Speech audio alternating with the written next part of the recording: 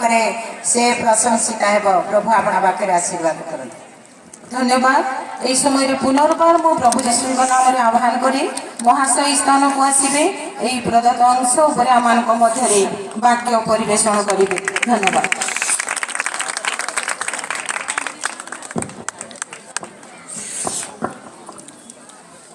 आम मानकर परित्राणकर्ता प्रिय प्रभु जीशुख्रीष्टर मधुमय नाम प्रत्येक को मोर नमस्कार जनाए। समस्त को नमस्कार। प्रभु आम को दया करी अनुग्रह करी जीवन में बंचाई यही सुंदर दिवस प्रभु देखापी देले। आई भाव में उत्कल बाप्टिस्ट महिला समिति सम्मिलन 49तम वार्षिक अधिवेशन स्थानीय मंडली महिला समिति में अनुष्ठित करने प्रभु आशीर्वाद कले। तेणुक प्रभुंर पवित्र महानाम धन्यवाद हो। मु विशेषकर महिला समिति सम्मिलन को धन्यवाद देवाई चाहे जे मो दीन दासन को प्रभुंर वाक्य कथा कहवाई सुजोग देथिबा सकाशो मु विशेषकर महिला समिति सम्मिलन को धन्यवाद देवाई चाहे। आपण मानक मु विशेषकर धन्यवाद दिए। अति विलंब हेले धैर्य सहकार आपण मैंने बसी प्रभु आपण मानक आम समस्त को आशीर्वाद करंतु। प्रचुर भाव आशीर्वाद करंतु। प्रिय प्रभुंर दास दासीगण जिते विश्व जगत को देखुअछु यही विश्व जगत सौंदर्य परिपूर्ण होइअछि। परमेश्वर सृष्टि अति उत्तम एवं सौंदर्यमय। मनुष्य जेबे अशांत अनुभव करे यही सृष्टि को अर्थात ईश्वर ए समस्त सृष्टि को समुद्र नद नदी वृक्षलता पर्वतमाल उद्यानमाल को देखी मन विहित होई शांत अनुभव करिथाए। दिनकर घटना मुझे मन में अशांत अनुभव करी समुद्र कूल बसी परमेश्वर महानता को देखी जीवन में शांत अनुभव करी। परमेश्वर सृष्टि अति उत्तम एवं सुंदर हेले भी मनुष्य ताठार अधिक करने सब बेले चेष्टा करिथाए किंतु विफल होता है। आधुनिक जुगरे केउ मानकु प्रकृत में सुंदर बोली प्रकाश करती साधारणतः कलाकार चित्रकारका एवं मॉडल जो मैंने लोक मानकर चित्त विनोदन करती से रूप सौंदर्य आउ समस्त से यौवन कालीन रूप सौंदर्य समस्त पत्र पत्रिका पृष्ठारे विमंडित करे। यही प्रकार सौंदर्य जगतर लोक मानकर आकर्षणीय हेले मध्य ईश्वर को जो सौंदर्य आनंद दिए ताठारु एहा अनेक अनेक भिन्न अटे। जे कौन विषय आम भीतर एक फुलकर सहरण सृष्टि करे आम दृष्टि ताहा सुंदर बोली विवेचित हुए किंतु केतक बाह्यभूषण परिवर्ते ईश्वर चाहती जेपरी हृदय गुप्त स्वभाव को आम अधिक मूल्यवान बोली मन करिबा। प्रकृत सौंदर्य माने कौन सौंदर्य अर्थ कौन कि प्रकार भाव आम जीवन में सौंदर्य को व्याख्या करिपारिबा। जने व्यक्ति एक प्रकार भाव सौंदर्य को व्याख्या करे जे कौन सी विषय सृष्टि प्रकाशित होइथिबा पूर्णता को प्रकाश करे एवं जो ईश्वर धार्मिकता प्रतिफलित हुए ताहा ही ईश्वर दृष्टि अति सुंदर अटे। अन्य अर्थ में कहवाक गले जे ईश्वर उद्देश्य साधन करे से होछि प्रकृत सुंदर मनुष्य अटे। तेणुक आज प्रसंग में देखा पाई पारुछु उल्लेख करा जाए लावण्य प्रवंचना जनक सौंदर्य सार मात्र जो स्त्री सदा प्रभु को भय करे से प्रशंसित हेबो। ए वाक्य मानकर निमंते सुपरिचित अटे। लावण्य प्रवंचना जनक सौंदर्य सार मात्र जो स्त्री सदा प्रभु को भय करे से प्रशंसित हेबो। आपण माने निश्चित भाव में जानिछंती लावण्य प्रवंचना जनक लावण्य माने कौन ଲାବଣ୍ୟ ଗୋଟେ ଏ ପ୍ରକାର ଏକ ଜିନିଷ ଯେ କେତେକ ଲୋକମାନେ କୁହନ୍ତି ଲାବଣ୍ୟ ମାନେ ଲହୁଣୀ। ଲହୁଣୀ ଅତୀବ କୋମଳ, ଲାବଣ୍ୟର ଅର୍ଥ ଅତୀବ କୋମଳ ଅଟେ। ଆଉ ଆମ ଶରୀରକୁ ଅନେକ ଅନେକ କୋମଳ କରିବା ପାଇଁ ଆମେ ଚେଷ୍ଟା କରିଥାଉ। ଅନେକ ଅନେକ ଲୋକମାନେ ନିଜର ଶରୀରକୁ କୋମଳ କରିବା ପାଇଁ ଚେଷ୍ଟା କରିଥାନ୍ତି। ପ୍ରିୟ ପ୍ରଭୁଙ୍କର ଲୋକମାନେ, ଏହା ନିରାଟ ସତ୍ୟ। ଜଗତରେ ଯେତେବେଳେ ଦେଖୁଅଛୁ ଅନେକ ଅନେକ ପ୍ରକାରର କ୍ରିମ ଗୁଡାକ ବାହାରିଛି ଯେ ଶରୀରକୁ କୋମଳ କରିବା ପାଇଁ, ଶରୀରକୁ ସୁନ୍ଦର କରିବା ପାଇଁ, ମୁହଁ ଠାରୁ ଆରମ୍ଭ କରି ମସ୍ତକ ଠାରୁ ଆରମ୍ଭ କରି ପାଦ ପର୍ଯ୍ୟନ୍ତ ବ୍ୟବହାର କରିବା ପାଇଁ ଅନେକ ଅନେକ କ୍ରିମ ଗୁଡାକ ବ୍ୟବହାର କରିବା ପାଇଁ ବାହାରି ଅଛି। ଲୋକମାନେ ସେ ସବୁକୁ ଅଧିକ ଆଉ ଗୁରୁତ୍ୱ ଦିଅନ୍ତି ଏବଂ ବ୍ୟବହାର କରିଥାନ୍ତି ଆଉ ନିଜର ଶରୀରକୁ କୋମଳ କରିବା ପାଇଁ ଚାହିଁଥାନ୍ତି। ଆଉ ଏଇ ଯୋଉ ପ୍ରକାର ଯୋଉ କାର୍ଯ୍ୟ କରନ୍ତି ଏହା ଆମେ ଜାଣୁ ଯେ ପ୍ରବଞ୍ଚନା ମାତ୍ର। କାରଣ ଈଶ୍ୱରଙ୍କର ବାକ୍ୟରେ ଆମେ ଦେଖିବାକୁ ପାଇପାରୁଛୁ ଲାବଣ୍ୟ ପ୍ରବଞ୍ଚନା ଜନକ ସୌନ୍ଦର୍ଯ୍ୟ ଅସାର। ଏ ସମସ୍ତ ଉପରେ ଯେଉଁମାନେ କି ଲାଳାୟିତ ସେମାନେ ପ୍ରକୃତରେ ଆଉ ପ୍ରବଞ୍ଚକ ଅଟନ୍ତି। ପ୍ରିୟ ପ୍ରଭୁଙ୍କର ଲୋକମାନେ, ଜଗତରେ ଅନେକ ଅନେକ ଲୋକମାନେ ଅଛନ୍ତି ନିଜର ଶରୀରକୁ କୋମଳ କରିବା ପାଇଁ ଚାହାନ୍ତି। ଏ ପ୍ରକାର ଯେ ଖ୍ରୀଷ୍ଟ ବିଶ୍ୱାସୀ ମାନଙ୍କର ଜୀବନରେ ସୁଦ୍ଧା ଏଇ ଖ୍ରୀଷ୍ଟ ବିଶ୍ୱାସୀ ମାନେ ମଧ୍ୟ ଏହି ପ୍ରକାର ଅନେକ କରନ୍ତି। ନିଜର ମୁହଁକୁ କୋମଳ କରିବା ପାଇଁ, ନିଜର ମୁହଁକୁ ସୁନ୍ଦର କରିବା ପାଇଁ, ନିଜର ମୁହଁକୁ ଆଉ ଉତ୍ତମ ଆଉ କି ଚକଚକ୍ କରିବା ପାଇଁ ଅନେକ ପ୍ରକାରର କ୍ରିମ ଗୁଡାକ ଆମେ ବ୍ୟବହାର କରୁଛୁ। ଏ ପ୍ରକାର ଆଉ ଅନେକ ପ୍ରକାର କ୍ରିମ ଗୁଡାକ ରହିଅଛି ଶରୀର ସାରା କେତେକ ଲୋକମାନେ ବ୍ୟବହାର କରନ୍ତି ଶରୀରକୁ କୋମଳ କରିବା ପାଇଁ। କିନ୍ତୁ ମନେ ରଖିବା ଦରକାର ଏ ସମସ୍ତ ବିଷୟ ବାହିକ ବିଷୟ, ଏ ସମସ୍ତ ପ୍ରବଞ୍ଚନା ଜନକ ଅଟେ। ମୁଁ ପ୍ରକୃତରେ ପ୍ରଭୁ ମୋତେ ଯୋଉ ପ୍ରକାର ସୃଷ୍ଟି କରିଛନ୍ତି ଅତୀବ ଉତ୍ତମ ଏବଂ ସୁନ୍ଦର ଅଟେ। ମୁଁ ଚେଷ୍ଟା କରେ ପରମେଶ୍ୱରଙ୍କର ସୃଷ୍ଟିକୁ ଆହୁରି ଅଧିକରୁ ଅଧିକ ସୁନ୍ଦର କରିବା ପାଇଁ, କିନ୍ତୁ ପ୍ରକୃତରେ ଆମେ ବିଫଳ ହେଇଥାଉ। ମନୁଷ୍ୟ ପରମେଶ୍ୱରଙ୍କର ସୃଷ୍ଟିକୁ ଅଧିକ ସୁନ୍ଦର କରିବା ପାଇଁ ଚେଷ୍ଟା କରିଥାଏ, କିନ୍ତୁ ପ୍ରକୃତରେ ବିଫଳ ହେଇଥାଏ। ଅଳ୍ପ ସମୟ ମାତ୍ର ଆମର ଚେହେରା ସୁନ୍ଦର ଦେଖାଯିବ, ଆମର ଶରୀର ସୁନ୍ଦର ଦେଖାଯିବ। କିଛି ସମୟ ପରେ ଯୋଉ ପ୍ରକାର ଶରୀରକୁ ସେ ପ୍ରକାର ଶରୀର। ପ୍ରିୟ ପ୍ରଭୁଙ୍କର ଲୋକମାନେ, ଏହି ପ୍ରକାର ଅନେକ ଅନେକ ଆମେ ଜୀବନରେ କରୁଅଛୁ। ମୁଁ ଯୋଉ ପ୍ରକାର ଶରୀର ଅଛି ଅନ୍ୟକୁ ଦେଖେଇବା ପାଇଁ ଯୋଉ ସମସ୍ତ ପ୍ରକାର କ୍ରିମ ଗୁଡାକ ବ୍ୟବହାର କରୁଛି ତାହା ଠକାମି କରୁଅଛନ୍ତି, ତାହା ପ୍ରବଞ୍ଚନା ମାତ୍ର ବୋଲି ଈଶ୍ୱରଙ୍କର ବାକ୍ୟରେ ଆମେ ଦେଖିବାକୁ ପାଇପାରୁଅଛୁ। ମତେ ଦେଖିଲେ ଲୋକମାନେ ଭାବନ୍ତୁ ଯେ ମୁଁ ବହୁତ ସୁନ୍ଦର, କିନ୍ତୁ ସେ ଅଳ୍ପ ସମୟ ପାଇଁ ଏ ସମସ୍ତ ବାହିକ ସୌନ୍ଦର୍ଯ୍ୟ ପାଇଁ ଅନେକ ସମୟରେ ଆମେ ଭାବିଥାଉ, ଚିନ୍ତା କରିଥାଉ ଏବଂ ଜୀବନରେ ସମସ୍ତ କାର୍ଯ୍ୟ କରିଥାଉ, କିନ୍ତୁ ପରମେଶ୍ୱର ସେ ସମସ୍ତ ଚାହାନ୍ତି ନାହିଁ।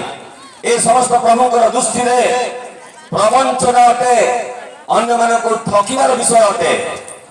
ପ୍ରକୃତରେ ମୁଁ ଏ ପ୍ରକାର ନୁହଁ, କିନ୍ତୁ ଲୋକକୁ ଠକିବା ପାଇଁ ମୁଁ ଏ ପ୍ରକାର ଆଉ ମୁଁ କରୁଅଛି, ତାହା ଅନ୍ୟ ଲୋକମାନଙ୍କୁ ଠକିବା ପାଇଁ। ତେଣୁକରି ଲାବଣ୍ୟ ପ୍ରବଞ୍ଚନା ଜନକ ସୌନ୍ଦର୍ଯ୍ୟ ଅସାର, ଏ ବାହିକ ସୌନ୍ଦର୍ଯ୍ୟକୁ ପରମେଶ୍ୱର ଚାହାନ୍ତି ନାହିଁ। ଖ୍ରୀଷ୍ଟ ବିଶ୍ୱାସୀ ଆମେ ମାନେ କଣ କରିବା ଦରକାର? ପରମେଶ୍ୱର ଯାହା ଆମକୁ ଦେଇଛନ୍ତି ସେଥିରେ ଆମେ ସନ୍ତୁଷ୍ଟ ହେବା ଦରକାର। We need to contain in our life. ଆମ ଜୀବନରେ ଯାହା ପରମେଶ୍ୱର ଆମକୁ ଦେଇଛନ୍ତି, ମତେ ଯୋଉ ଶରୀର ଦେଇଛନ୍ତି ସେ ଶରୀରରେ ମୁଁ ସନ୍ତୁଷ୍ଟ ହେଇ ଜୀବନ ଅତିବାହିତ କରିବା ଦରକାର। ଏହା ପରମେଶ୍ୱର ମାନଙ୍କ ଠାରୁ ସେ ଚାହାନ୍ତି। ଅନେକ ବର୍ତ୍ତମାନର ଯୁଗର ପୁଅ ଝିଅ ମାନେ ବାହିକ ସୌନ୍ଦର୍ଯ୍ୟ ଦେଖେଇବା ପାଇଁ ଚାହାନ୍ତି। ମୁହଁରେ ବିଭିନ୍ନ ପ୍ରକାର କ୍ରିମ ବ୍ୟବହାର କରି, লিপস্টিক ব্যবহার করিবে, বিভিন্ন প্রকার বাহিক সৌন্দর্য ଆଉ ଦେଖେଇବା ପାଇଁ କରନ୍ତି, କିନ୍ତୁ ତାହା ପରମେଶ୍ୱର ଚାହାନ୍ତି ନାହିଁ। ହେଲେ ଖ୍ରୀଷ୍ଟ ବିଶ୍ୱାସୀ ମାନେ ଆମ୍ଭେମାନେ ଜାଣି ରଖିବା ଦରକାର, ଏ ସମସ୍ତ ବାହିକ ବିଷୟ ଗୁଡାକ ପରମେଶ୍ୱର ଚାହାନ୍ତି ନାହିଁ। ଏହା ଅନ୍ୟମାନଙ୍କୁ ଠକିବାର ବିଷୟ ଅଟେ। ଲାବଣ୍ୟ ପ୍ରବଞ୍ଚନା ଜନକ ମାତ୍ର, କିନ୍ତୁ ସୌନ୍ଦର୍ଯ୍ୟ ଅସାର। ଏ ଲାବଣ୍ୟ ପ୍ରବଞ୍ଚନା ଏ ସୌନ୍ଦର୍ଯ୍ୟ ଅସାର ବାହିକ ସୌନ୍ଦର୍ଯ୍ୟ ସବୁ ଅସାର ବାହିକ ସୌନ୍ଦର୍ଯ୍ୟ ବିଷୟରେ ପ୍ରେରିତ ପିତର ମଧ୍ୟ ତାଙ୍କର ଲୋକମାନଙ୍କୁ ସେ ପ୍ରକାଶ କରିଛନ୍ତି। ଆପଣମାନେ ଯଦି ଦେଖିବେ ପ୍ରଥମ ପିତର ତାର 3 ପର୍ବର 3 ଏବଂ ତଳକୁ ତଳକୁ ଯଦି ପାଠ କରିବେ କି ପ୍ରକାର ଭାବରେ ବାହିକ ସୌନ୍ଦର୍ଯ୍ୟ ନ କରିବା ପାଇଁ ପ୍ରେରିତ ପିତର ପ୍ରକାଶ କରୁଛନ୍ତି ଟିକେ ପାଠ କରି ସାହାଯ୍ୟ ପୁଣି କରିବେ। କେଶ ବେଶ ସୁବର୍ଣ୍ଣ ଆଭରଣ କେଶ ବେଶ ସୁବର୍ଣ୍ଣ ଆବରଣ ଓ ସୁନ୍ଦର ବସ୍ତ୍ର ଓ ପରିଧାନ ସୁନ୍ଦର ବସ୍ତ୍ର ପରିଧାନ ଏପରି ଯେଉଁ ବାହ୍ୟ ଭୂଷଣ ଏ ସମସ୍ତ ଯୋଉ ବାହ୍ୟ ଭୂଷଣ ତାହା ତୁମ୍ଭମାନଙ୍କର ଭୂଷଣ ନ ତାହା ତୁମମାନଙ୍କର ଭୂଷଣ ନ ହୋଇ ହୃଦୟର ଯେଉଁ କମଳ ହୃଦୟର ଯୋଉ କୋମଳ ଓ ଶାନ୍ତିଯୁକ୍ତ ଗୁପ୍ତ ସ୍ୱଭାବ ଓ ଶାନ୍ତିଜନକ ଗୁପ୍ତ ସ୍ୱଭାବ ଈଶ୍ୱରଙ୍କ ଦୃଷ୍ଟିରେ ବହୁମୂଲ୍ୟ ଈଶ୍ୱରଙ୍କ ଦୃଷ୍ଟିରେ ଯାହାକି ବହୁମୂଲ୍ୟ ତାହା ହିଁ ତୁମ୍ଭମାନଙ୍କର ତାହା ହିଁ ତୁମମାନଙ୍କର ଅକ୍ଷୟ ଭୂଷଣ ହେଉ। ଅକ୍ଷୟ ଭୂଷଣ ହେଉ। ଦେଖନ୍ତୁ ପ୍ରିୟ ପ୍ରଭୁଙ୍କର ଲୋକମାନେ ପ୍ରେରିତ ପିତର ଖ୍ରୀଷ୍ଟ ବିଶ୍ୱାସୀ ମାନଙ୍କୁ ଏ କଥା କହୁଅଛନ୍ତି କେଶ ବେଶ ଏବଂ ସୁନ୍ଦର ବସ୍ତ୍ର ପରିଧାନ ଏବଂ ଏ ସମସ୍ତ ବାହିକ ଭୂଷଣ ତୁମମାନଙ୍କର ଭୂଷଣ ନ ହେଉ ବରଂ ହୃଦୟର ଗୁପ୍ତ ସ୍ୱଭାବ যে প্রকার কি ভূষণ অক্ষয় ভূষণ সদৃশ ହେବ সেই প্রকার ভূষণରେ ତୁମେମାନେ ଭୂଷିତ ହୁଅ। ବାହିକ ସୌନ୍ଦର୍ଯ୍ୟରେ ପରମେଶ୍ୱର ଆଉ ସେ ସନ୍ତୋଷ ହୁଅନ୍ତି ନାହିଁ। ହୃଦୟର ଗୁପ୍ତ ସ୍ୱଭାବ ଯୋଉ ଖ୍ରୀଷ୍ଟୀୟ ସ୍ୱଭାବ ଯୋଉ ଐଶ୍ୱରିକ ସ୍ୱଭାବ ଆମଠାରୁ ପ୍ରଫୁଲ୍ଲିତ ହୁଏ ଆମଠାରୁ ବାହାରି ଆସେ ତାହାକୁ ଦେଖି ପରମେଶ୍ୱର ଆନନ୍ଦିତ ହୁଅନ୍ତି ସନ୍ତୋଷ ହୁଅନ୍ତି। ପ୍ରେରିତ ପାଉଲ ମଧ୍ୟ ଆଉ କଥା କହୁଛନ୍ତି ଦୟାକରି ଟିକେ ପାଠ କରି ସାହାଯ୍ୟ କରିବେ। ତିମୋଥୀକୁ କହୁଛନ୍ତି ତିମୋଥୀୟ ପ୍ରଥମ ତିମୋଥୀୟ ତାର 2 ପର୍ବର 9 ପଦରେ ଟିକେ ପାଠ କରି ସାହାଯ୍ୟ କରିବେ। ସେହି ପ୍ରକାର ମଧ୍ୟ ସ୍ତ୍ରୀମାନେ କେଶ ବିନ୍ୟାସ ଏବଂ ସୁବର୍ଣ୍ଣ ଓ ସୁବର୍ଣ୍ଣ କି ମୁକ୍ତା କି ମୁକ୍ତା କି ମୂଲ୍ୟବାନ ବସ୍ତ୍ରରେ କି ମୂଲ୍ୟବାନ ବସ୍ତ୍ରରେ ଆପଣଙ୍କୁ ଭୂଷିତ ନ କରି ଆପଣଙ୍କୁ ଭୂଷିତ ନ କରି ଲଜ୍ଜା ଓ ସୁବୁଦ୍ଧି ସହକାରେ ଓ ସୁବୁଦ୍ଧି ସହକାରେ ପରିପାଟି ପରିଚ୍ଛଦ ପିନ୍ଧି ପରିପାଟ ପରିଚ୍ଛଦ ପିନ୍ଧି ଧର୍ମପରାୟଣ ସ୍ତ୍ରୀମାନଙ୍କ ଧର୍ମପରାୟଣ ସ୍ତ୍ରୀମାନଙ୍କର ଉପଯୋଗୀ ସତ୍କର୍ମ ରୂପ ଭୂଷଣରେ ଭୂଷଣରେ ଆପଣଙ୍କୁ ଭୂଷିତ କରନ୍ତୁ। ଆପଣଙ୍କୁ ଭୂଷିତ କରନ୍ତୁ।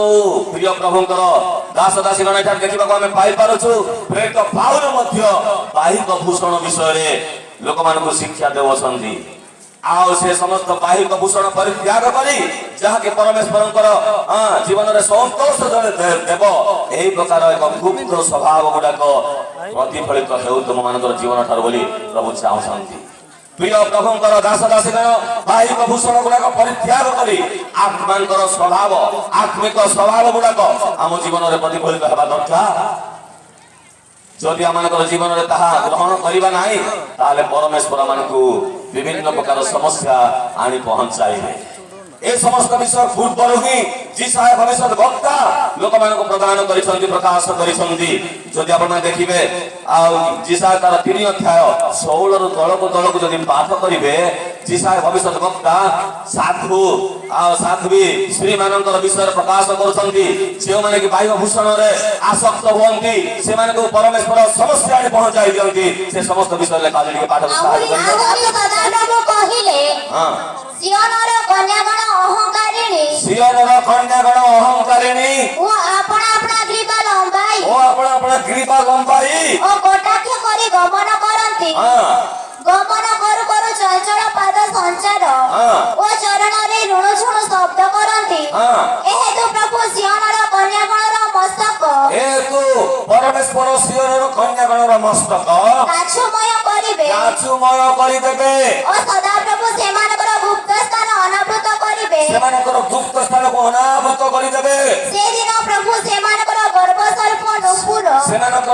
ସ୍ୱରୂପ ନୂପୁର ଓ ଜାଲି ବସ୍ତ୍ର ପରିଧାନ କରିଥିବା ଜାଲି ବସ୍ତ୍ର ଓ ଚନ୍ଦ୍ରହାର କର୍ଣ୍ଣଭୂଷଣ ଚୁଡ଼ି ଓ ଘୁମୁଟା ଶିରଭୂଷଣ ଓ ପାଦର ବଳା ଓ କଟିବନ୍ଧନୀ ଓ ଅତରଧାନୀ ଓ କବଚ ମୋତି ଓ ନାଥ ଉତ୍ସବକାଳୀନ ବସ୍ତ୍ର ଓ ଆବରଣୀୟ ବସ୍ତ୍ର ଓ ଶାଲ ଓ ଗାଞ୍ଜିଆ ଦର୍ପଣ ଓ ସୂକ୍ଷ୍ମ ବସ୍ତ୍ର ଓ ଶିର ବନ୍ଧନୀ ଓ ଅଢଣୀ କାଢି ପକାଇବେ। ଓଢଣୀ ସବୁ କାଢି ଜାଳି ପକାଇବେ। କହିଲେ ସୁଗନ୍ଧି ଦ୍ରବ୍ୟ ବଦଳରେ ଦୁର୍ଗନ୍ଧ ପୂଜ ସେମାନଙ୍କର ସୁଗନ୍ଧିତ ଦ୍ରବ୍ୟ ବଦଳରେ ଦୁର୍ଗନ୍ଧ ସଦୃଶ ଭୁଜ ଓ କଟି ବନ୍ଧନୀର ପରିବର୍ତ୍ତେ ରଜୁ ଓ ସୁନ୍ଦର କେଶ ବିନ୍ୟାସ ବଦଳରେ ସୁନ୍ଦର କେଶ ବିନ୍ୟାସ ବଦଳରେ କେଶ ଶୂନ୍ୟତା କେଶ ଶୂନ୍ୟତା ଓ ଆବରଣ ବସ୍ତ୍ର ପରିବର୍ତ୍ତେ ଓ ଆବରଣ ବସ୍ତ୍ର ପରିବର୍ତ୍ତେ ଚଟର ପଟୁକା ସୌନ୍ଦର୍ଯ୍ୟ ବଦଳରେ ପଳାଦାଗ ହେବ। ତୁମର ପୁରୁଷମାନେ ଖଡ୍ଗଘାତରେ ବହୁତ ଧନ୍ୟବାଦ ସେଠି ଥାଉ। ଦେଖନ୍ତୁ ପ୍ରିୟ ପ୍ରଭୁଙ୍କର ଦାସ ଦାସୀଗଣ ଯିଶାୟ ଭବିଷ୍ୟତ ବକ୍ତା ମଧ୍ୟ ତାଙ୍କର ସମୟର ଲୋକମାନଙ୍କୁ ଏ ସମସ୍ତ ବିଷୟ ବାହ୍ୟ ଭୂଷଣ ନ ପରିଧାନ କରିବା ପାଇଁ ସେ ଶିକ୍ଷା ଦେଇଅଛନ୍ତି। ଯଦି ଯେଉଁମାନେ କି ସେଥିରେ ଆସକ୍ତ ହୁଅନ୍ତି ସେମାନଙ୍କର ଅବସ୍ଥା କି ପ୍ରକାର ହେବ ସେ ସମସ୍ତ ବିଷୟ ମଧ୍ୟ ପ୍ରକାଶ କରିଅଛନ୍ତି। ପ୍ରିୟ ପ୍ରଭୁଙ୍କର ଦାସ ଦାସୀଗଣ ଅନେକ ସମୟରେ ଏ ସମସ୍ତ ବାହ୍ୟ ଭୂଷଣ ଉପରେ ଆମେ ଆସକ୍ତ ହେଇଯାଉ। ପରମେଶ୍ୱର ଯାହାକି ଘୃଣା କରନ୍ତି, ପରମେଶ୍ୱର ଯେଉଁଥିରେ କି ସନ୍ତୁଷ୍ଟ ହଉନାହାନ୍ତି ସେ ସମସ୍ତ ବିଷୟରେ ଆମେ କଣ କରିଥାଉ, ଅଧିକ ଆମେ ମନ ଦେଇଥାଉ। କିନ୍ତୁ ପ୍ରିୟ ପ୍ରଭୁଙ୍କର ଲୋକମାନେ ଏ ସମସ୍ତ ପରିତ୍ୟାଗ କରି ଆଉ ଆମେ ଛାଡ଼ିବାର ଆବଶ୍ୟକତା ରହିଅଛି। ତେଣୁକରି ଏ ସମସ୍ତ ବାହ୍ୟିକ ସୌନ୍ଦର୍ଯ୍ୟ ପରମେଶ୍ୱର ଚାହାନ୍ତି ନାହିଁ। ଏ ସମସ୍ତ ଜାଗତିକ ବିଷୟ ଅଟେ, ଏ ସମସ୍ତ ସାଂସାରିକ ବିଷୟ ଅଟେ, ଏ ସମସ୍ତ ଶାରୀରିକ ବିଷୟ ଅଟେ। ଏ ସମସ୍ତକୁ ଆମେ ଛାଡ଼ି ଆତ୍ମିକ ଜୀବନ ଯାପନ କରିବାର ଆବଶ୍ୟକତା ରହିଅଛି। ପ୍ରିୟ ପ୍ରଭୁଙ୍କର ଦାସ ଦାସୀଗଣ ଏ ସମସ୍ତ ସାଂସାରିକ ବିଷୟକୁ ଯଦି ଆମେ ପ୍ରେମ କରିବା, ଏ ସମସ୍ତ ଜାଗତିକ ବିଷୟକୁ ଯଦି ଆମେ ପ୍ରେମ କରି ଜୀବନ ଅତିବାହିତ କରିବା ତାହେଲେ ଈଶ୍ୱରଙ୍କ ପ୍ରେମ ଆମଠାରେ ରହିବ ନାହିଁ। ଏହା ପରମେଶ୍ୱର ଆମକୁ ପ୍ରକାଶ କରନ୍ତି। ପ୍ରଥମ ଜହନ ତାର 2 ପର୍ବର 15 ପଦ ଯଦି ଦେଖିବେ ସେ ସମସ୍ତ ବିଷୟ ଉଲ୍ଲେଖ କରାଯାଏ। ଟିକେ ପାଠ କରି ସାହାଯ୍ୟ କରିବେ। ସଂସାର କିମ୍ବା ସେଥିରେ ଥିବା ସେଥିରେ ଥିବା ବିଷୟକୁ ପ୍ରେମ ନ କର। ପ୍ରେମ ନ କର। କେହି ଯଦି ସଂସାରକୁ ପ୍ରେମ କରେ, ଏହି ଯଦି ସଂସାରକୁ ପ୍ରେମ କରେ ପିତାଙ୍କ ପ୍ରେମ ତାହାଠାରେ ନାହିଁ। ପିତାଙ୍କର ପ୍ରେମ ତାଙ୍କ ଠାରେ ରହିବ ନାହିଁ। ତେଣୁକରି ପ୍ରିୟ ପ୍ରଭୁଙ୍କର ଦାସ ଦାସୀଗଣ এই ଦୁର୍ଦିନ ସମୟ ମାନଙ୍କରେ ଆମେ ସମସ୍ତେ ବାହ୍ୟିକ ଭୂଷଣ ଗୁଡାକ ପରିତ୍ୟାଗ କରି ଜାଗତିକ ବିଷୟ ଗୁଡାକ ଛାଡ଼ି ଦେଇ ଏ ଶାରୀରିକ ବିଷୟ ଗୁଡାକ ପରିତ୍ୟାଗ କରି ଆମେ କଣ କରିବା ଦରକାର, ଆତ୍ମିକ ଜୀବନ ଯାପନ କରିବା ଦରକାର। ଏ ସଂସାରର ବିଷୟକୁ ଆମେ ପ୍ରେମ କରିବାକୁ ନାହିଁ, ଏ ସଂସାରର ବିଷୟକୁ ପ୍ରତି ଆମେ ଲାଳିତ ହେବାକୁ ହେବ ନାହିଁ। ଯଦି ଆମେ ଏ ସମସ୍ତ ଉପରେ ଲାଳିତ ହେବା ପରମେଶ୍ୱରଙ୍କର ପ୍ରେମ ଆମମାନଙ୍କର ଉପରେ ରହିବ ନାହିଁ। ତେଣୁକରି ପ୍ରିୟ ପ୍ରଭୁଙ୍କର ଲୋକମାନେ ଆମେ ପବିତ୍ର ଜୀବନ ଯାପନ କରିବା ଦରକାର, ଆମେ ଆତ୍ମିକ ଜୀବନ ଯାପନ କରିବା ଦରକାର, ସଂସାର ବିଷୟକୁ ଆମେ ଏଡ଼େଇ ଦେବା ଦରକାର। ଆମେ ସମସ୍ତେ ଜାଣୁ ସୋଦମ ଏବଂ ଗମୋରାର ଲୋକମାନେ ସମସ୍ତେ ପାପରେ ପରିପୂର୍ଣ୍ଣ ହେଲେ। ଜଣେ ମଧ୍ୟ ପ୍ରଭୁଙ୍କୁ ଭୟ କରି ପବିତ୍ର ଜୀବନ ଯାପନ କରିବା ପାଇଁ ଚାହିଁଲେ ନାହିଁ। সেই সময়ে পরমেশ্বর স্বর্গরে দেখিবে সদম এবং গমরা পাপরে পরিপূর্ণ হয়েছি। পরমেশ্বর তো হাজার হাজার বর্ষ পূর্বরু সে নিয়ম এক স্থাপন করেছেন যে পাপর বেতন মৃত্যু। আও পরমেশ্বর শেষে চিন্তা কলে এবং সে নিজের জীবন সে চাইলে কহিলে কোন বলি না এই সদম এবং গমরাকু স্বর্গরু শিলাবৃষ্টি করি অগ্নিবৃষ্টি করি এই সদম এবং গমরাকু মু ধ্বংস করিবি, এই স্থাନରେ ଥିବା ଲୋକମାନଙ୍କୁ ମୁଁ ବିନାଶ କରିବି। এই প্রকার ভাবে চিন্তা করি সে প্রকাশ কলে। প্রিয় প্রভুঙ্কর দাস দাসীগণ সেঠারে জনে সাধু ব্যক্তি যে কি লোট প্রভুঙ্কু ভয় করিবা ব্যক্তিଙ୍କୁ পরমেশ্বর কଣ কলে না স্মরণ কলে, স্বর্গর দূত মানଙ୍କୁ প্রেরণ কলে। পরমেশ্বরଙ୍କର দূତ ধ্বংସ କରିବା ପୂର୍ବରୁ এই লোট এবং ତାଙ୍କର ସ୍ତ୍ରୀ ତାଙ୍କର ବହୁ ଆଉ ତାଙ୍କର ଝିଅମାନଙ୍କୁ ବାହାର କରି ଟାଣି ଟାଣି ଆଣିଲେ। ଆଉ ସ୍ୱର୍ଗରୁ ଶିଳାବୃଷ୍ଟି ହେବା ପୂର୍ବରୁ ଅଗ୍ନିବୃଷ୍ଟି ହେବା ପୂର୍ବରୁ ଧ୍ୱଂସ ହେବା ପୂର୍ବରୁ ବିନାଶ ହେଇଯିବା ପୂର୍ବରୁ ସେମାନଙ୍କୁ ପରମେଶ୍ୱରଙ୍କର ଦୂତ ହାତ ଟାଣି ଟାଣି ବାହାରକୁ ଆଣିଲେ ଏବଂ ପରମେଶ୍ୱରଙ୍କର ଦୂତ ସେମାନଙ୍କୁ କହିଲେ, ପରମେଶ୍ୱର ସ୍ୱୟଂ କହିଲେ ଯେ ତୁମେମାନେ ସମସ୍ତେ ପଳାୟନ କର, ପର୍ବତ ଉପରକୁ ଚଢ଼ିଯାଅ, ପ୍ରାଣ ରକ୍ଷାର୍ଥେ ପର୍ବତକୁ ବହୁ ଚଢ଼ିଯାଅ, ପଛକୁ ହିଁ ଚାହ ନାହିଁ। ଏହି ପ୍ରକାର ଭାବରେ ପରମେଶ୍ୱର ସେମାନଙ୍କୁ କହିଲେ। କିନ୍ତୁ ସେମାନେ ଯେତେବେଳେ ଉପରକୁ ଯାଉଛନ୍ତି ସେହି ସମୟରେ ଯେତେବେଳେ ସ୍ୱର୍ଗରୁ ଶିଳାବୃଷ୍ଟି ହେଲା, ଅଗ୍ନିବୃଷ୍ଟି ହେଲା, ସୋଦମ ଏବଂ ଗମୋରାକୁ ପରମେଶ୍ୱର ଧ୍ୱଂସ କରିଦେଲେ। ସେହି ସମୟରେ ସେମାନେ ଉପରକୁ ଯାଉଥିବା ଲୋକମାନେ ସେମାନେ ଯାଉଥିବା ଲୋକମାନଙ୍କର ମଧ୍ୟରୁ ଲୋଟଙ୍କର ସ୍ତ୍ରୀ ପଛ ଆଡ଼କୁ ଚାହିଁଲା। ଯେତେବେଳେ ପଛ ଆଡ଼କୁ ସେ ଚାହିଁଲା ଆମେ ବାଇବଲରେ ଦେଖିବାକୁ ପାଇପାରୁଛୁ ଯେ ସେ ଲବଣ ସ୍ତମ୍ଭ ହେଇଗଲେ। ପ୍ରିୟ ପ୍ରଭୁଙ୍କର ଦାସ ଦାସୀଗଣ ଲୋଟଙ୍କର ସ୍ତ୍ରୀ ଯେତେବେଳେ ପଛକୁ ସେ ଚାହିଁଲା ସେ ଲବଣ ସ୍ତମ୍ଭ ହେଇଗଲା, ବିନାଶ ହେଇଗଲା, ବିନଷ୍ଟ ହେଇଗଲା, ତାର ଜୀବନ ଆଉ ରହିଲା ନାହିଁ। कारण कौन परमेश्वर आज्ञा परमेश्वर आदेश को से मानिला नाय से पछ को चाहिबा पाई परमेश्वर कहि नथिले पछ को चाहिबा को हेबो नाय बोली परमेश्वर कहिथिले किंतु ए लोटंकर स्त्री पछ को चाहिला केतक बाइबल विज्ञ माने कहंती काहे कि से पछ को चाहिला माने आउ से सोदम एवं गोमरा रे तांकर सब घर द्वार थिला तांकर समस्त प्रकार संपत्ति थिला तार समस्त प्रकार विषय गुड़ाक थिला से सब ऊपर तार मन दे देथिला तेणुक से पछको चाहिला बोली केतेक लोक माने कहंती आउ केतेक लोक माने कोन कहंती ना ए लोटंकर भाज्या तांकर अनेक सांग माने पण थिले केतेक महिला सांग आउ केतेक पुरुष सांग माने मध्य थिले हेले सेमान को टिके स्मरण करी पछको कोनी चाहिला बोली केतेक लोक माने कहंती तेरे जा हो जे कौन सी विषय होना कहीं से पछ को चाहिला तार अर्थ तार सहर रे थिबा समस्त धन संपत्ति को कि किंबा तार लोक मान को कि से प्रेम करी आदर करी से पछ को चाहिला तेणु करी से कौन हैला लवण स्तंभ हे गेला प्रिय प्रभु कर लोक माने आज परमेश्वर आपण मान को मते मध्य से कथा कहू अछंती आज्ञा आदेश देबो अछंती आमे कोन करिबा कहबो आगो को क्रिश्चियन जीवन रे बढ़िबा को पड़िबो समस्त सांसारिक विषय को हमें पछरे फिंगी देबा को पड़िबो ए जागतिक विषय को हमें छाड़ी देबा को पड़िबो एहा परमेश्वर ठाम थारु से चाहंती प्रेरित पुस्तक रे हनानी एवं सफीरांकर विषय हमें समस्त जानू कौन है सेमानकर अवस्था हनानी एवं सफीरा स्वामी एवं भाज्या से माने गोटे मन रे चिंता कले हमर समस्त भूमि को बिक्री करी सदा प्रभु को हमें दान देबा एहा से माने चिंता करिथिले आउ से माने जमी को बिक्री कले आउ कौन कले परस्पर से माने कथा हेले उभय कथा हे सहमत हे जेतेक देबा पाई बोली से माने चाहिथिले सेतेक न दे किछि परिमाण घरे रखि दे किछि परिमाण प्रभु को दान कले जेतेबेले प्रकार भाव दान करबा पाई गला समय रे पितर से मान को कहिले शैतान को काहे की मन देलो जो समस्त जमी तुमर थिला बिक्री कलो जमी थिबा बेलु तो तुमर थिला बिक्री कला परे मते तो तुमर धन किंतु प्रभु को परीक्षा करबा उद्देश्य काहे तुमे शैतान को मन देलो एई प्रकार भाव रे पितर तांको कहिला परे से कचाड़ी सेठारे पडिले युवक माने ताको नै गिरी कबर दे मृत्यु वर्ण कला परे कबर नै दे तांको परे परे तांकर भाज्या के सफीरा मध्य ठीक से प्रकार भाव रे पितरंकर सम्मुख को गले आ से मध्य कचाड़ी हे पड़ी से मृत्यु वर्ण कले आ ए लोक मानकर धन लोभ थिला से परिवार स्वामी एवं भाज्याकर जीवन रे धन प्रति से मानकर आसक्त होइथिले तेडु करी से मानकर दुई जनर जीवन नष्ट हे गला प्रिय प्रभुंकर दास दासीगण ए समस्त सांसारिक विषय अटे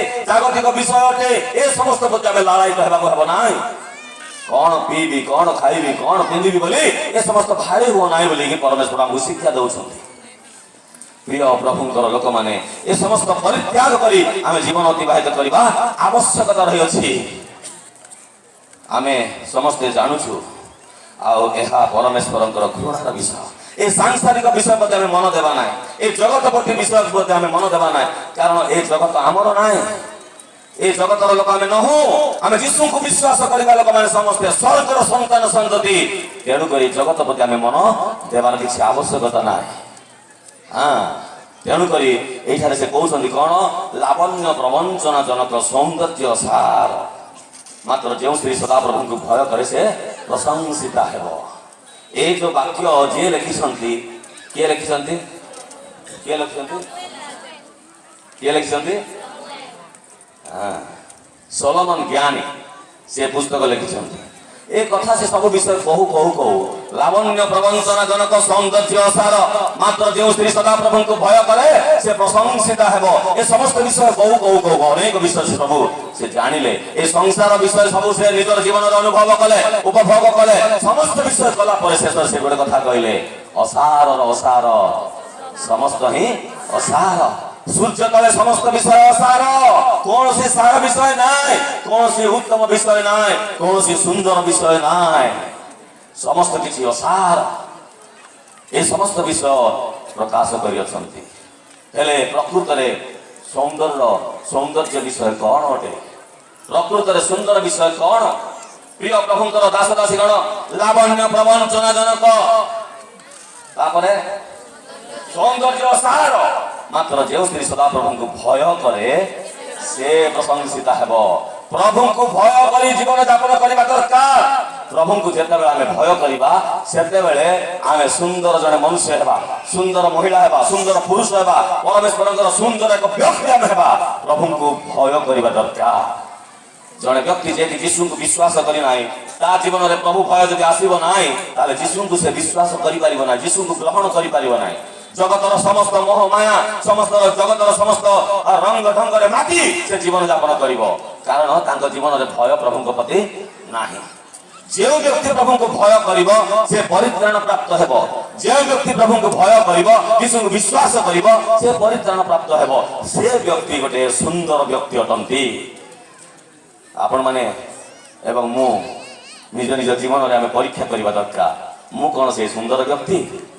ମୁଁ କ'ଣ ସେଇ ଯୀଶୁଙ୍କୁ ନିଜର ବ୍ୟକ୍ତିଗତ ପ୍ରାଣକର୍ତ୍ତା ରୂପେ ଗ୍ରହଣ କରିଛି, ନା ଉପର ମାନଙ୍କୁ ସବୁ କିଛି ଦେଖେଇ ହଉଛି? ଏହା ନିଜର ଜୀବନରେ ଜାଣିବା ଦରକାର, ନିଜ ଜୀବନରେ ପରୀକ୍ଷା ନିରୀକ୍ଷା କରିବା ଦରକାର। ଏବଂ ଯଦି ଯୀଶୁଙ୍କୁ ନିଜର ବ୍ୟକ୍ତିଗତ ପ୍ରାଣକର୍ତ୍ତା ରୂପେ ଗ୍ରହଣ କରିନାହୁଁ, ତାହେଲେ ଆଜି ଆପଣମାନଙ୍କର ପାଇଁ ଏବଂ ମୋର ପାଇଁ ଏକ ଶୁଭ ସମୟ ଯୀଶୁଙ୍କୁ ବିଶ୍ୱାସ କରିବା, ତାଙ୍କୁ ଗ୍ରହଣ କରିବା, ପରିତ୍ରାଣ ପ୍ରାପ୍ତ ହେବା ଏବଂ ଏକ ସୁନ୍ଦର ମନୁଷ୍ୟ ଆମେ ହେବା। ଲାବଣ୍ୟ ପ୍ରବଞ୍ଚନା ଜନକ ସୌନ୍ଦର୍ଯ୍ୟ ସାର ମାତ୍ର ଯେଉଁ ସ୍ତ୍ରୀ ସଦାପ୍ରଭୁଙ୍କୁ ଭୟ କରେ ସେ ପ୍ରଶଂସିତ ହେବ। ପ୍ରିୟ ପ୍ରଭୁଙ୍କର ଦାସ ଦାସୀଗଣ, ଏହା ଗୁଣବତୀ ସ୍ତ୍ରୀର ସ୍ୱଭାବ ଗୁଡାକ ଅଟେ। ପ୍ରଭୁଙ୍କୁ ଭୟ କରି ତା ଜୀବନରେ ଅନେକ ସୁନ୍ଦର ସ୍ୱଭାବ ଗୁଡାକ ପରିଲକ୍ଷିତ ହୁଏ। ପ୍ରଭୁଙ୍କୁ ବିଶ୍ୱାସ କରି, ପ୍ରଭୁଙ୍କୁ ଭୟ କରି ସେ ଜୀବନ ଯାପନ କରୁ କରୁ ନିଜ ଜୀବନରେ ପବିତ୍ର ଜୀବନ ଯାପନ ସେ କରିବ। ପବିତ୍ରତା ଜୀବନ ଆମ ଠାରେ ରହିବାକୁ ପଡିବ।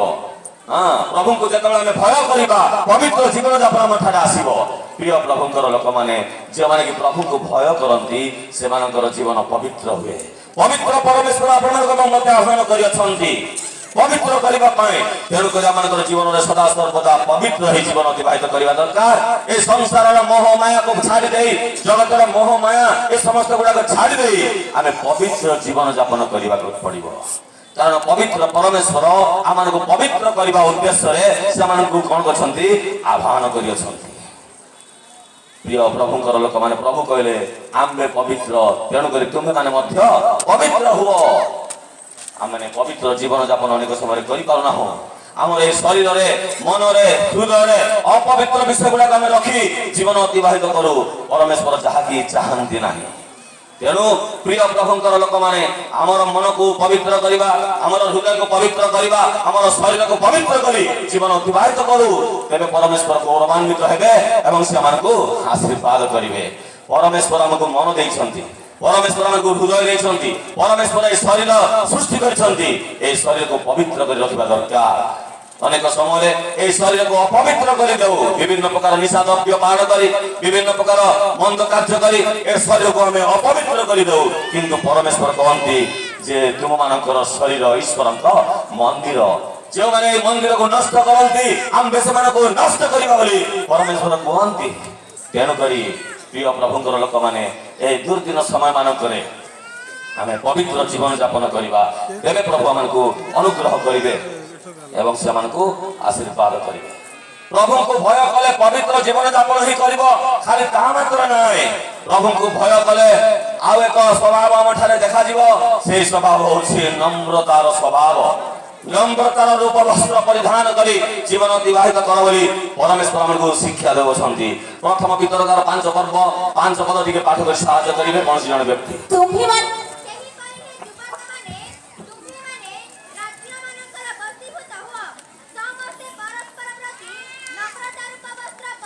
समस्ते परस्पर प्रति नम्रता रूप वस्त्र परिधान कर, कारण ईश्वर अहंकारी मानक प्रतिरोध करी नम्र लोक मानक परमेश्वर अनुग्रह करती। प्रभु को जो मैंने भय करती से माने पवित्र जीवन यापन करेंगे। प्रभु को जो मैंने भय करती निज जीवन में नम्र आसब। आपण मान जीवन एवं मो जीवन में ये नम्रता अच्छी कि महिला समिति ए वार्षिक अधिवेशन में समस्त आसु आमे कौन से गुणवती स्त्री स्वभाव आम ठारे परिलक्षित हो कि आमे कौन नम्रतार जीवन यापन करुछु कि ଏହା ଆମର ଜୀବନରେ ଆମେ ଜାଣିବା ଦରକାର, ପରୀକ୍ଷା କରିବା ଦରକାର।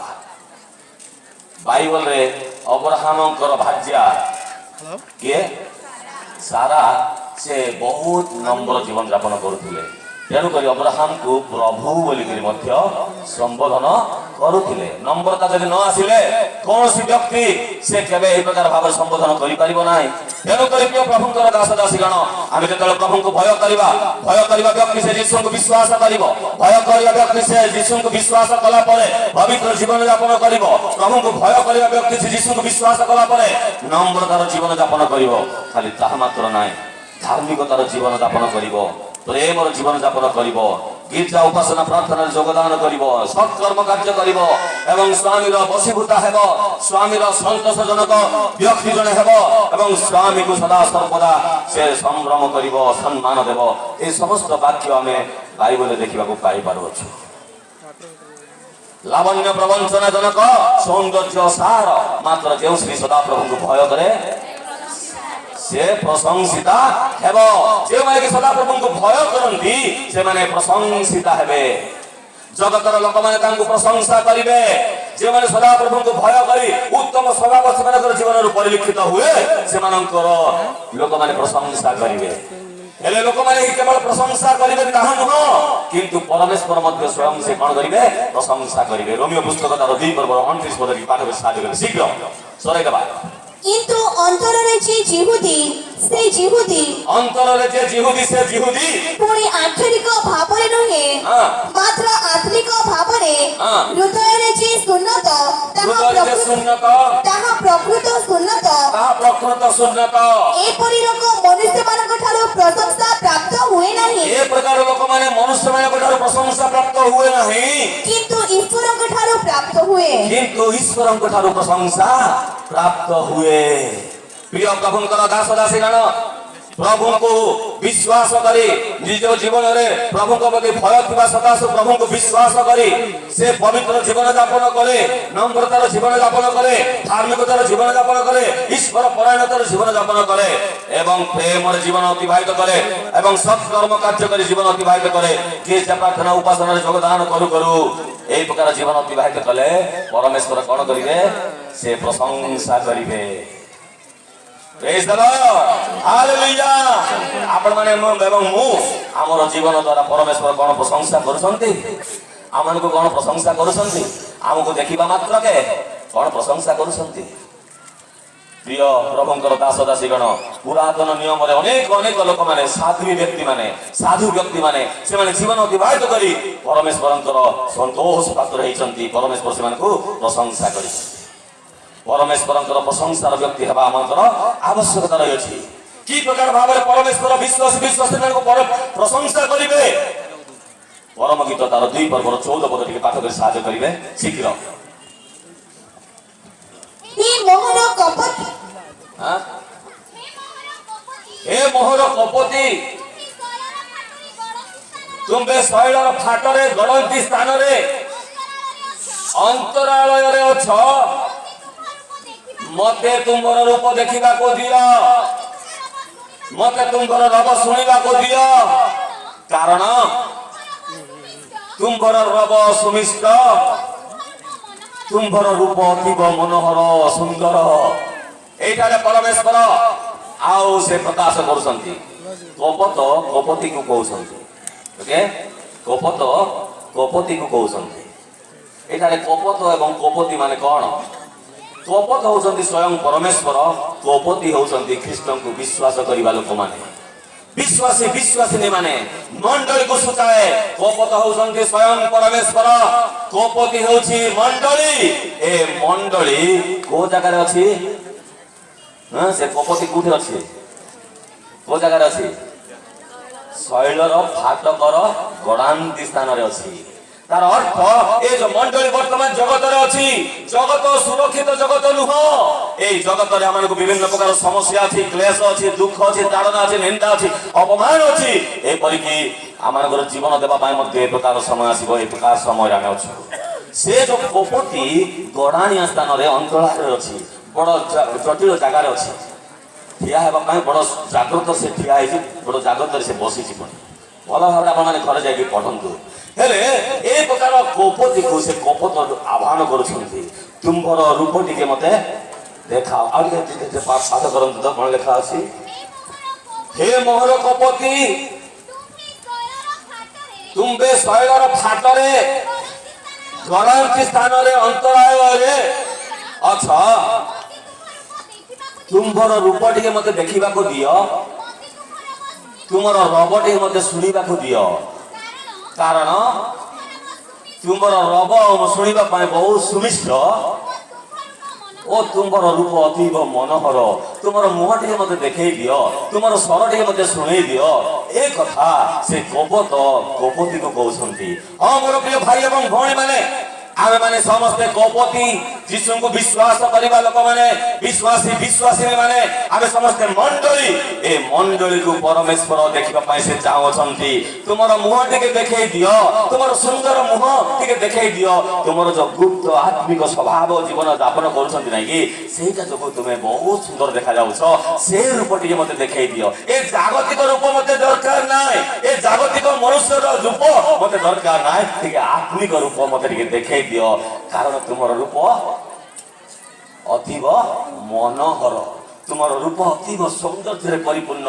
ସେ ସୌନ୍ଦର୍ଯ୍ୟରେ ପରିପୂର୍ଣ୍ଣ ଆଉ ରୂପ ଟିକେ ମତେ ଦେଖେଇ ଦିଅ।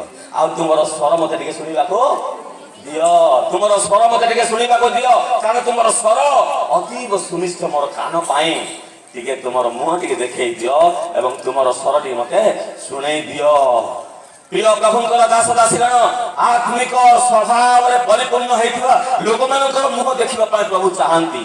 ଆତ୍ମିକ ସ୍ୱଭାବରେ ପରିପୂର୍ଣ୍ଣ ହେଇ ଜୀବନ ଅତିବାହିତ କରୁଥିବା ଲୋକମାନଙ୍କର ସ୍ୱର ଟିକେ ଶୁଣିବା ପାଇଁ ସେ ଚାହାନ୍ତି। ଏ ସମସ୍ତ କଥା କଣ ମାନେ ସେ ଶୀଘ୍ର ଆଗମନ କରୁଅଛନ୍ତି। ଆମେ ସମସ୍ତେ ତାଙ୍କର ନିକଟକୁ ସମସ୍ତେ ଚାଲିଯିବା। ଶୀଘ୍ର ଉଠି ଆସ, ତୁମର ମୁହଁ ଟିକେ ମତେ ଦେଖେଇ ଦିଅ ବୋଲି ଏଠାରେ ପ୍ରକାଶ କରୁଛନ୍ତି। ମୋର ପ୍ରିୟ ଭାଇ ଏବଂ ଭଉଣୀ ମାନେ, ତାଙ୍କର ସ୍ୱର ଶୁଣେଇବା ପାଇଁ, ତାଙ୍କର କର୍ଣ୍ଣରେ ଆମେ ସ୍ୱର ଶୁଣେଇବା ପାଇଁ ଆମେ ଯିବାକୁ ପଡିବ। ତାର ଅର୍ଥ ଯେତେବେଳେ ଆମେ ସ୍ୱର କରିବା ଅର୍ଥାତ୍ ଆମେ ପ୍ରାର୍ଥନା କରିବା, ଆମର ମୁଖ ଖୋଲି ପ୍ରଭୁଙ୍କ ଠାରେ ପ୍ରାର୍ଥନା କରିବା, ସେ ସମସ୍ତ ପ୍ରାର୍ଥନା ପୁଣି ଆମେ ପରମେଶ୍ୱରଙ୍କର କର୍ଣ୍ଣ ପାଇଁ ଅତୀବ ସୁମିଷ୍ଟ। ସବୁବେଳେ ପ୍ରାର୍ଥନାରେ ଜୀବନ ଯାପନ କରନ୍ତୁ, ପବିତ୍ର ଜୀବନ ଯାପନ କରନ୍ତୁ, ନମ୍ରତାର ଜୀବନ ଯାପନ କରନ୍ତୁ, ଧାର୍ମିକତା ଜୀବନ ଯାପନ କରନ୍ତୁ। এই ପ୍ରକାର ଜୀବନ ଅତିବାହିତ କରି ପ୍ରଭୁଙ୍କ ଠାରେ ପ୍ରାର୍ଥନା କଲେ ସେ ପ୍ରାର୍ଥନା ପୁଣି ତାଙ୍କର କର୍ଣ୍ଣ ପାଇଁ ଅତୀବ ସୁମିଷ୍ଠ, ବଢିଆ ଲାଗୁଥିବ। କେତେକ ଲୋକମାନେ କଣ କରନ୍ତି, କାନରେ ଲଗେଇ ଦିଅନ୍ତି ହେଡଫୋନ ଆଉ ଗୀତ ଲଗେଇକିରି ବଢିଆ ମଜା ଚାହାନ୍ତି ନାଇଁ କି, ବଢିଆ ଲାଗୁଥିବ। ପରମେଶ୍ୱର ସେ ପ୍ରକାର ବିଷୟ ଚାହାନ୍ତି ନାହିଁ। ହୃଦୟର ଗୁପ୍ତ ସ୍ୱଭାବ ଉତ୍ତମ ବିଷୟ ପରମେଶ୍ୱର ଚାହାନ୍ତି। ଆଉ ଯୋଉ ସ୍ୱର କି ଆମମାନଙ୍କର ସ୍ୱର, ପ୍ରାର୍ଥନାର ସ୍ୱର, ସେ ଶୁଣିବା ପାଇଁ ବହୁ ତାଙ୍କର କର୍ଣ୍ଣ ପାଇଁ ସୁନିଷ୍ଠ ଅଟେ। ଆମର ମୁହଁ ଯୋଉ ଉତ୍ତମ ସ୍ୱଭାବରେ ପରିପୂର୍ଣ୍ଣ ମୁହଁ, ପବିତ୍ର ଆତ୍ମାଙ୍କର ସ୍ୱଭାବରେ ପରିପୂର୍ଣ୍ଣ ମୁହଁ, ଆତ୍ମିକ ଜୀବନର ପ୍ରଫୁଲ୍ଲିତ ହୋଇଥିବା ସ୍ୱଭାବରେ ପରିପୂର୍ଣ୍ଣ ମୁହଁକୁ ପରମେଶ୍ୱର ସେ ଦେଖିବା ପାଇଁ ଚାହୁଁଛନ୍ତି। ଟିକେ ମୁହଁ ଦେଖେଇଦେବ ପ୍ରଭୁଙ୍କୁ, ଟିକେ ସ୍ୱର ଟିକେ ଶୁଣେଇଦେବ। ଏଇଠି ଦେଖ ପ୍ରଭୁ ମୋର ମୁହଁ ବୋଲି ଦେଖିବା ଅଛି। ଆମେ ପ୍ରସ୍ତୁତ ହେବାକୁ ପଡିବ ଆମର ମୁହଁ ତାଙ୍କୁ ଦେଖେଇବା ପାଇଁ, ଆମର ରୂପ ତାଙ୍କୁ ଦେଖେଇବା ପାଇଁ, ଆମର ସ୍ୱର ତାଙ୍କୁ ଶୁଣେଇବା ପାଇଁ ପ୍ରସ୍ତୁତ ହେବାକୁ ପଡିବ। ପରମେଶ୍ୱର ଶୀଘ୍ର ଆଗମନ କରୁଅଛନ୍ତି, ସେ ଶୀଘ୍ର ଆଗମନ କରୁଅଛନ୍ତି। ତାଙ୍କ ନିକଟକୁ ଆମେ ସମସ୍ତେ ଚାଲିଯିବା। ଯେଉଁମାନେ ପବିତ୍ର ଜୀବନ ଯାପନ କରିବେ, ପ୍ରସ୍ତୁତ ହେଇ ଜୀବନ ଯାପନ କରି ରହିବେ, ସେଇ ଲୋକମାନେ ତାଙ୍କର ନିକଟକୁ ଯିବେ। ଆପଣମାନେ କଣ ତାଙ୍କୁ ମୁହଁ ଦେଖିବା ପାଇଁ ଚାହାନ୍ତି? ପ୍ରଭୁଙ୍କ ଠାରେ ସ୍ଥିର ହେଇ ରୁହନ୍ତୁ, ପ୍ରଭୁଙ୍କ ଠାରେ ବିଶ୍ୱାସରେ ସ୍ଥିର ହେଇ ରୁହନ୍ତୁ, ପବିତ୍ର ଜୀବନ ଯାପନ କରନ୍ତୁ, ନମ୍ରତାର ଜୀବନ ଯାପନ କରନ୍ତୁ, ସାଧୁତାର ଜୀବନ ଯାପନ କରନ୍ତୁ, ଧାର୍ମିକତାର ଜୀବନ ଯାପନ କରନ୍ତୁ। ପ୍ରଭୁ ସେଥିରେ ପରମେଶ୍ୱର ଆଶୀର୍ବାଦ କରିବେ। এই জগତ ପରମେଶ୍ୱରଙ୍କର ଆଗମନ ପାଇଁ ପ୍ରସ୍ତୁତ ହେଇଗଲାଣି। ଜଗତର ସମସ୍ତ ଦେଶର ଲୋକମାନେ ପରମେଶ୍ୱରଙ୍କର ଆଗମନ ପାଇଁ ପ୍ରସ୍ତୁତ ହେଇଗଲେଣି, କିନ୍ତୁ ଏ ବିଶ୍ୱାସୀ ମାନେ ପ୍ରସ୍ତୁତ ହେଇନାହାନ୍ତି। ମୁଖକୁ ଦେଖେଇବା ପାଇଁ ପ୍ରସ୍ତୁତ ହେଇନାହାନ୍ତି। ଆଜି ପରମେଶ୍ୱର କହୁଛନ୍ତି ତୁମର ମୁହଁ ଟିକେ ଦେଖେଇ ଦିଅ। ପରମେଶ୍ୱରଙ୍କର ନିକଟକୁ ଯାଇ ଆମେ ତାଙ୍କର ମୁହଁ ଦେଖେଇବାକୁ ପଡିବ। ଜଗତରେ କିଛି ସମୟ ପୂର୍ବରୁ ସ୍ଥାନୀୟ ମଣ୍ଡଳୀର ପାଳକ କଥା କହୁଥିଲେ, 666 ପଳେଇ ଆସିଗଲାଣି ବୋଲିକିରି। ଏଇଟା ହୁଏତ ନିରାଟ ସତ୍ୟ। 666 ନମ୍ବର ବର୍ତ୍ତମାନ ଜଗତରେ ଅନେକ ବାହାରିଲାଣି। କଣ ହେଇଛି ନା ଯୀଶୁଙ୍କର ଆଗମନ ସନ୍ନିକଟ ଅଟେ ଏବଂ ଖ୍ରୀଷ୍ଟିଆନ ମାନେ ପ୍ରସ୍ତୁତ ନୁହନ୍ତି, କିନ୍ତୁ ଜଗତ ପ୍ରସ୍ତୁତ ହେଇଗଲା ସେଇ 66କୁ ଗ୍ରହଣ କରିବା ପାଇଁ। 666 ନମ୍ବରକୁ ଗ୍ରହଣ କରିବା ପାଇଁ ପ୍ରସ୍ତୁତ ହେଇଗଲା। ପରମେଶ୍ୱରଙ୍କର ଆଗମନ ପାଇଁ ଜଗତ ପ୍ରସ୍ତୁତ ହେଇଗଲା, କିନ୍ତୁ ଖ୍ରୀଷ୍ଟ ବିଶ୍ୱାସୀ ମାନେ ଏବେ ପର୍ଯ୍ୟନ୍ତ ପ୍ରସ୍ତୁତ ହେଇନାହାନ୍ତି। ହୋଲାଣ୍ଡ ଦେଶରେ ସେମାନଙ୍କର 666 ନହେଲେ କିଣା ବିକା ହେଇପାରୁନାହିଁ। ମୋଟର ସାଇକେଲର ପ୍ରଥମରେ ନମ୍ବର ଲେଖିବା ବେଳକୁ 666 ଲେଖିଲା ପରେ ଅନ୍ୟାନ୍ୟ ନମ୍ବର ଗୁଡାକ ଆସୁଅଛି। ଏହି ପ୍ରକାର ଭାବରେ ଅନେକ ଦେଶ ମାନ 666 କୁ ଗ୍ରହଣ କଲେନି। ଆଜି ଆମର ଦେଶ ମଧ୍ୟ ସେଇଟାକୁ ଗ୍ରହଣ କରିବା ପ୍ରସ୍ତୁତ ହେଇକିରି ପ୍ରଥମ ପାହାଚରେ ପାଦ ଦେଇ ସାରିଛି। ତେଣୁକରି ଏହି ସମୟରେ ଖ୍ରୀଷ୍ଟ ବିଶ୍ୱାସୀ ମାନେ ପ୍ରସ୍ତୁତ ହେବା ଦରକାର। ଯୀଶୁଙ୍କର ଆଗମନ କେଉଁ ସମୟରେ ହେବ କାହାକୁ ଜଣା ନାହିଁ, ପୁତ୍ରକୁ ସୁଦ୍ଧା ଜଣା ନାହିଁ, କେବଳ ପିତା ପରମେଶ୍ୱରଙ୍କୁ ଜଣା। କୌଣସି ଲୋକ କହିପାରିବେ ନାହିଁ ଅମୁକ ସମୟରେ ଖ୍ରୀଷ୍ଟ ଆସିଯିବେ, କୌଣସି ଲୋକ କହିପାରିବେ ନାହିଁ ଅମୁକ ସାଲରେ ଆସିଯିବେ, କାରଣ କୌଣସି ସମୟ, କୌଣସି କାଳ, କୌଣସି ବେଳ ପରମେଶ୍ୱର ଦେଇନାହାନ୍ତି।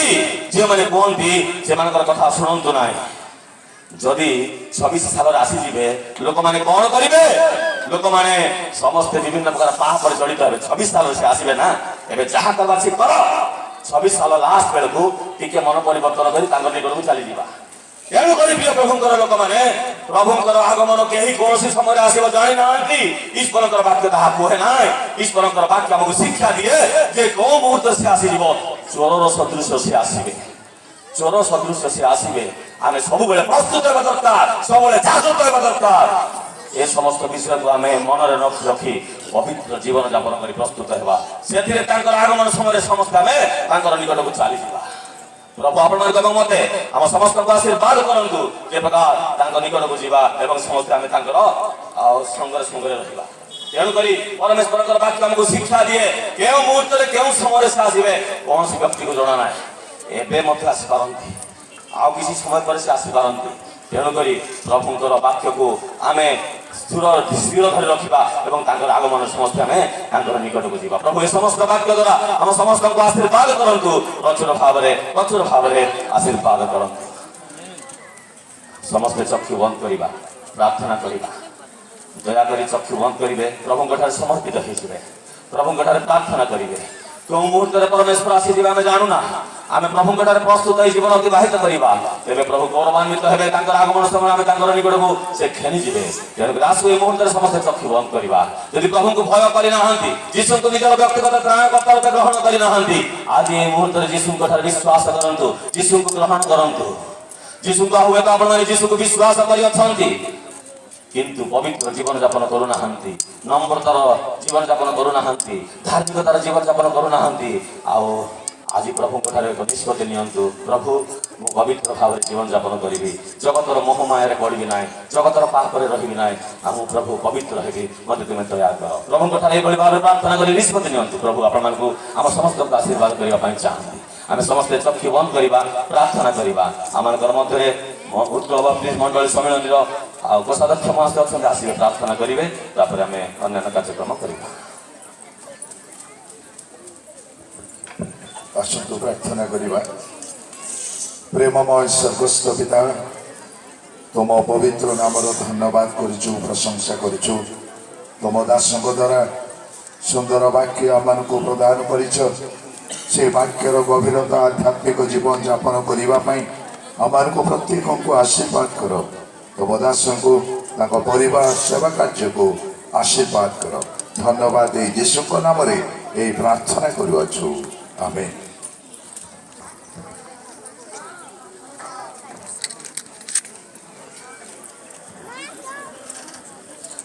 ଆମ ଗହଣା